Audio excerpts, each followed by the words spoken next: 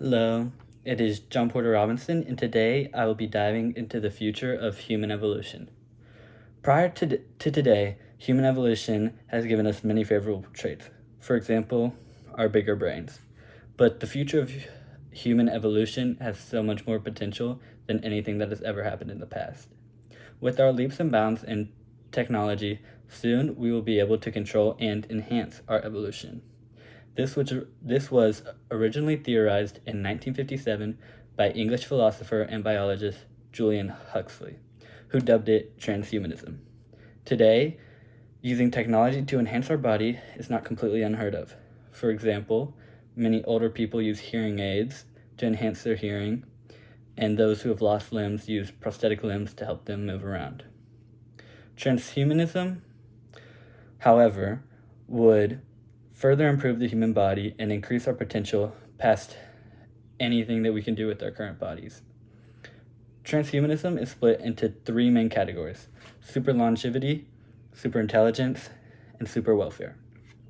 Each of these categories has the potential to greatly improve and enhance the human race in various ways and flow from one to the next. This idea is shown in Transhumanism versus the Future of Accounting. Super longevity is the first of the three and is the idea of immortality. Although for this to be achieved, it would most likely be through the transcendence of our organic body into one that is semi-organic or completely inorganic. This would not only increase our lifespan indefinitely, but would also give us a stronger body that is just better than the one we currently have. Time has always been something no one can get enough of. No matter who you are, one day you'd run out of time. But with this technology, one of the human race's biggest problems would be solved. Next is superintelligence.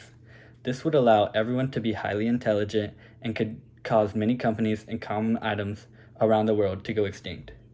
Our need for calculators and maybe even school would be non-existent, as chips in our brain could easily have information transferred into them, allowing us to have near infinite knowledge.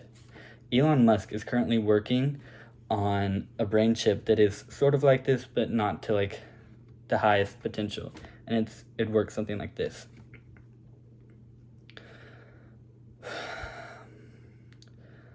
Aaron French stated in his article, Parallel Metaphors in the Theosophy and Transhumanism, once non-biological intelligence gets a foothold in the human brain, the machine intelligence in our brains will grow exponentially.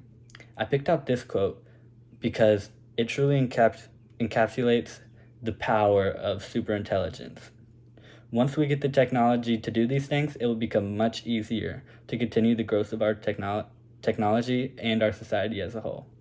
It would allow the brightest minds to become even brighter and the normal person to become a genius. Lastly, we have super welfare. This entails genetic modification of humans in order to get favorable traits over less favorable traits. An example of these less favorable traits would be like depression or anxiety or anything that is caused by a chemical imbalance. If this is utilized correctly, it could greatly increase our society's productivity as well as lessen conflict. Super welfare can go so much farther than this, though. Imagine any world problem that is caused by a chemical imbalance in humans. Now imagine a world without it. Today, we have something similar called gene therapy. According to Bresco, gene therapy is already used to treat certain genetic diseases. This means we are already working towards the idea of super welfare, although we are still far from it as theorized in transhumanism. At the end of the day, transhumanism may be something that is achievable, but as of now, it is merely a way of thought and a hope for the future.